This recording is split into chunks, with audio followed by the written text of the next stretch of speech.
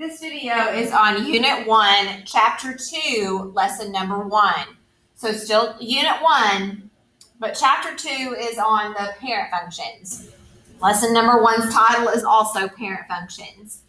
Make sure you are looking at the Unit 1, Chapter 2, Lesson 1 guided notes. So a parent function. In your notes here it says parent functions. The first bullet says a family of graphs displays similar unique characteristics. A parent function is the simplest function of the family and is based at the origin. So when we talk about parent functions, we are talking about specific types of characteristics. So for example, the first one in your notes is called a linear function. The whole entire family of linear functions all look very similar. They create a straight line. Now, you know from Algebra 1 that each line can have a different slant. It can hit the y-axis at different places, but a linear function is always going to be a straight line. And your parent function is always at the origin. So they're all going to be centered around the origin.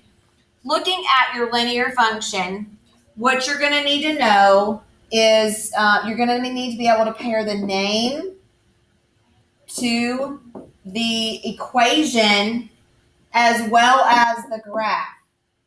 I will not be testing you on any of the characteristics, but we are going to talk about them because domain, range, and behavior is one of our standards in Algebra 2, and we do need to become familiar with that. So again, linear function, linear parent function, the equation says f of x is equal to x. This might also be written y is equal to x. Your line is going to go directly through the origin. Okay. Now let's talk about domain and range. Domain is the set of all x's. Okay, the domain is the set of all x's. So as I look at the x-axis, I'm looking left to right.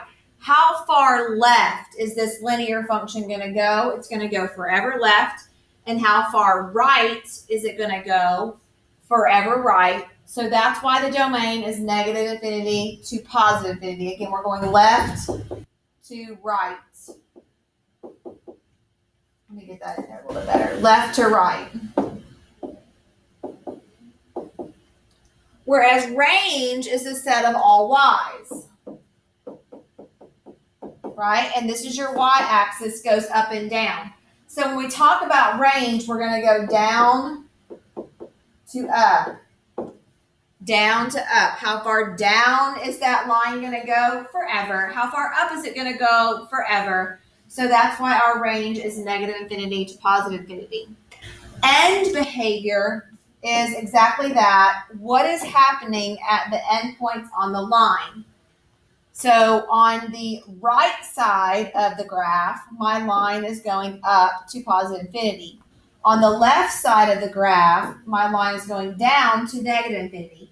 And that's what these two statements here say. As x approaches positive infinity is the right side of the graph. We said the right side is going up to positive infinity. As x approaches negative infinity is the left side of the graph, and it's going down to negative infinity.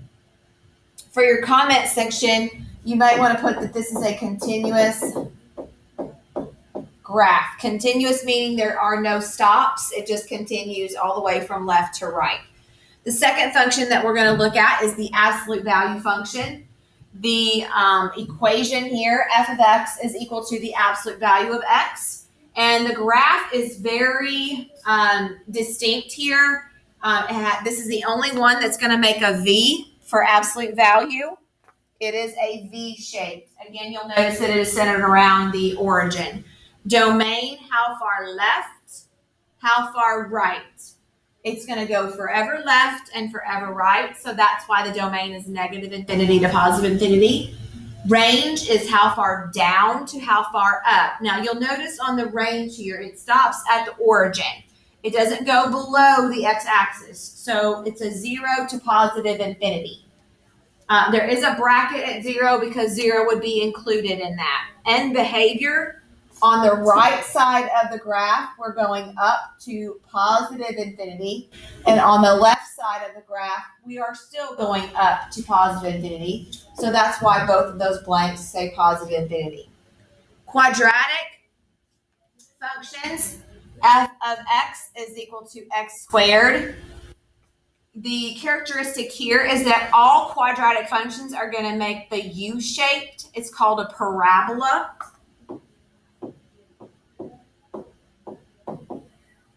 Your domain, again, is negative infinity to positive infinity. You're going to notice that most of these are very, very similar. How far left and how far right is negative infinity to positive infinity. How far down and how far up for the range on the y-axis, it goes down to 0 and up to positive infinity. On the right side of the graph, it's still going up to positive infinity, and on the left side of the graph, it's going up to positive infinity. I forgot your comments for absolute value is, again, it's continuous, as well as absolute quadratic is also continuous. Continuous just meaning that there's no break in the graph. The next function is called square root. So this is also a parent function. F of x is equal to the square root of x. So the name is kind of given away by what you got going on in the equation. F of x is equal to the square root of x. The graph on this it's almost like a parabola that's on its side. But it's missing the bottom part. It's missing this bottom part right here. So if I were to fill that in, you could easily see that that is kind of like your quadratic, x squared. F of x equals x squared, right? The reason for the similarity here is because square root functions and squares, your quadratics, are inverse functions of each other. So because they're related, they look similar. They have similarities. So the difference between quadratic and square root is the square root function looks like a parabola that's on its side, but it's missing its bottom half. Domain here is 0 to positive infinity. Same thing for range is 0 to positive infinity. On the right side of the graph, we're going up. On the right side, we're going up to positive infinity. On the left side of the graph, we're going to 0. It doesn't go past 0 here because you can't take the square root of a negative number. Okay? Cubic functions. The next parent function is a cubic function. So this is our next family. Cubic functions are f of x is equal to x cubed. Now, on a cubic function, it's always going to look like this little, I don't know, windmill maybe?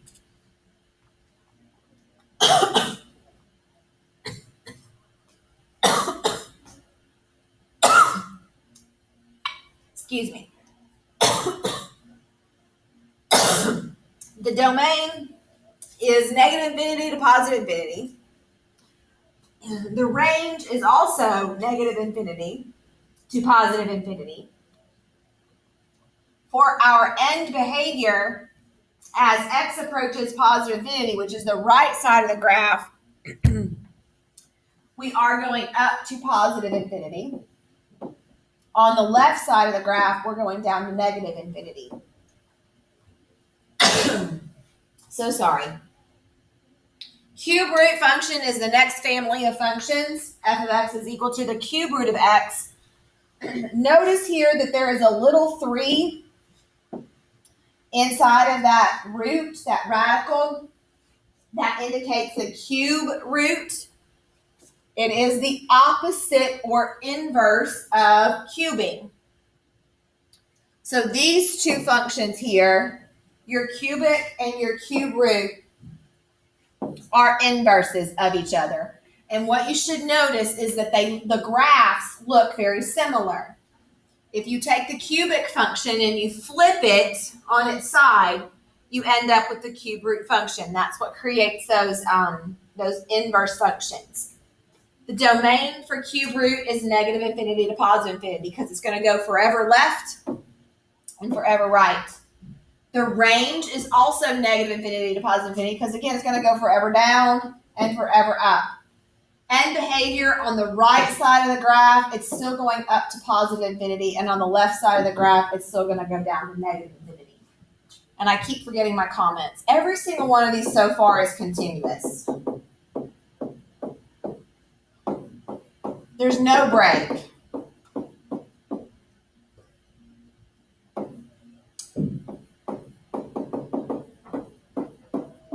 Okay, there's no break in them. They're all continuous. The next family of functions is called exponential. The equation for exponential is f of x is equal to b to the x power. So that little x is an exponent. It's an exponent, creating that exponential function. With an exponential function, on the left side of the graph, what you can't see here is that if this is my x-axis, my exponential function is never going to hit the x-axis.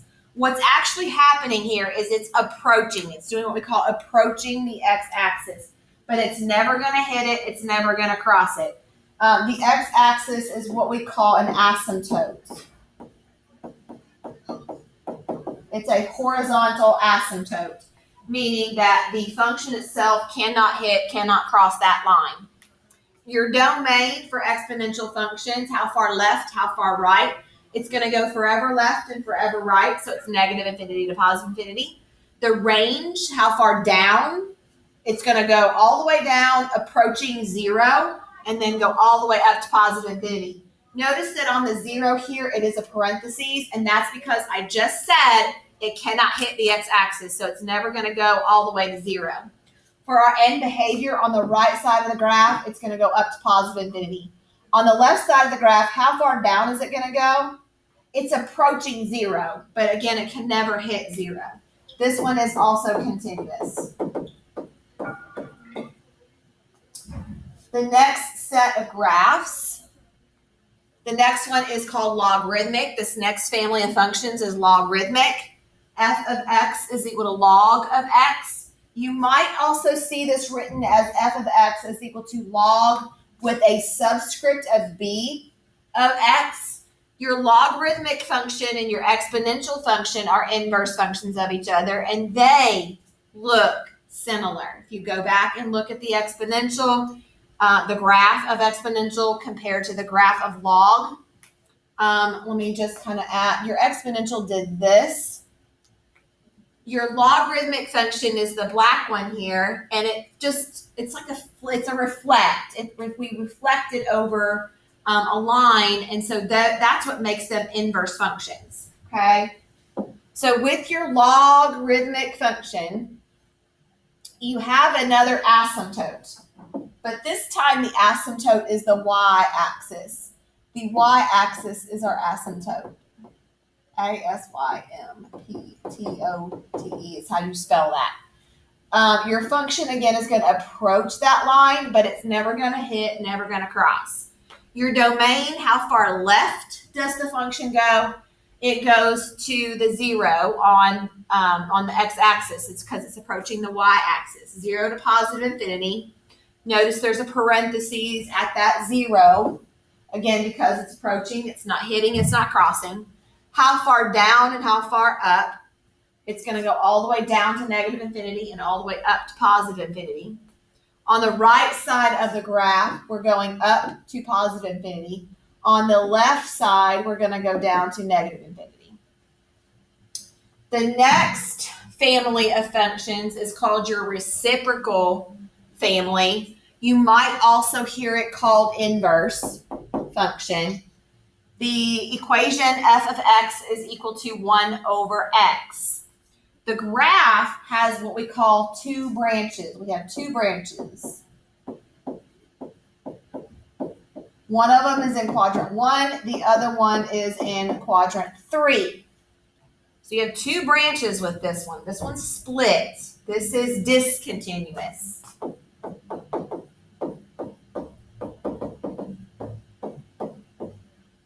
Log was continuous. I keep forgetting that. If y'all were in class, you'd be yelling at me. All right, so again, your reciprocal function or your inverse function is discontinuous because we have two branches. Your domain looks a little funky because there's a break. This one has a horizontal asymptote at the x-axis and a vertical asymptote at the y-axis. So it breaks twice. So the domain has two sections. It's going to go from negative infinity to 0 because it's approaching 0. And then from 0 all the way to positive infinity. The range is the same. It's going to go from negative infinity up to 0 on the y-axis, approaching 0. And then for the top part, the top branch is going to go from 0 to positive infinity. Your end behavior, on the right side of the graph here, we are approaching 0. And on the left side of the graph here, we are also approaching 0. And again, it is discontinuous. The next one is called reciprocal squared. Notice that it looks very similar to reciprocal. It's just that that branch that was in quadrant 3 gets flipped up to quadrant 2. So the function f of x is equal to 1 over x squared. And then your domain is negative infinity to 0, as well as 0 to positive infinity. That little u means union. Your range is from 0 to positive infinity. On the right side of the graph and the left side of the graph, we are approaching 0 because it's approaching, it cannot hit the x-axis. This one is also discontinuous.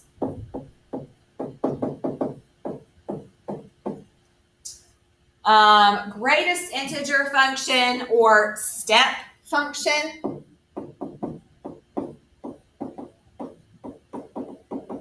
As its nickname, shorthand name is called a step function. F of x is equal to x. The x is inside brackets. Okay, so that means greatest integer. You might see it as single brackets, or you might see it as almost like a, I don't want to say a double bracket, but kind of like a double there. You can see it either way. What you're going to notice about the graph on this is that it does create little stair steps. Your domain is negative infinity to positive infinity. The range looks funky here. It looks very weird the way that it's stated. Our range is just simply integers. There are no fractions in your greatest integer function. So we had to write that differently. It's the set of y's such that y is an element of the integer, the set of integers. Your end behavior, on the right side of the graph, we are still approaching positive infinity, and on the left side of the graph, we are still approaching negative infinity. And again, this one's going to be discontinuous. There's a break. Okay? The last, not really the last, but the last of the basic family of functions is the constant function. F of x is equal to a c. Just a constant. Remember that just your numbers with no variables attached are constants. Your graph is going to be a horizontal line.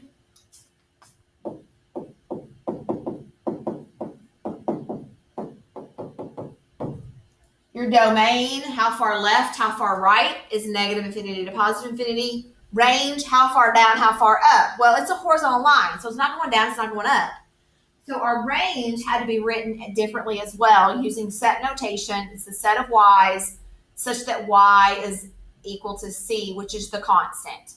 For your end behavior, on the right side of the graph, it's just going to approach the constant. And on the left side of the graph, it's also approaching the constant, whatever that constant is.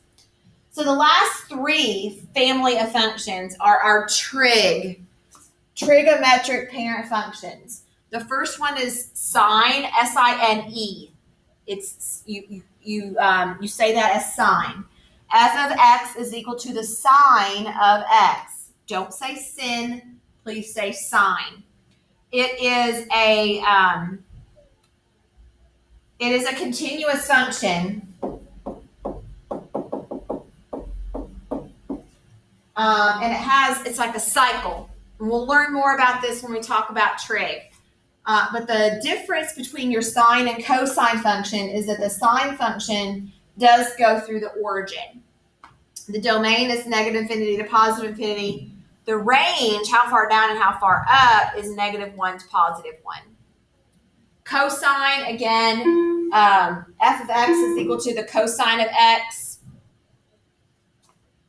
This one does not go through the origin. Domain is negative infinity to positive infinity. Range is -1 to +1. And the last one is our tangent function. F of x is equal to the tangent of x. This one stands out from all of the others because it has multiple vertical asymptotes, which we're going to talk about later. And it's kind of like a bunch of those little windmill looking things. F of x is equal to the tangent of x. The domain is a little more complicated than just negative infinity to positive infinity. We're going to leave it at that. And it's because of the vertical asymptotes.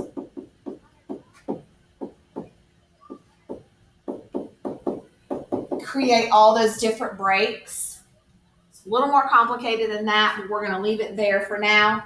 Your range, how far down to how far up, is also negative infinity to positive infinity.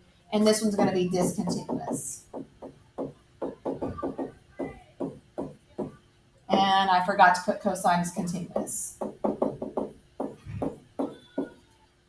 My expectations for this lesson are, again, you guys are going to be memorizing each of the families of function names, equations, and being able to pair those with the graphs. We will work on this in class together.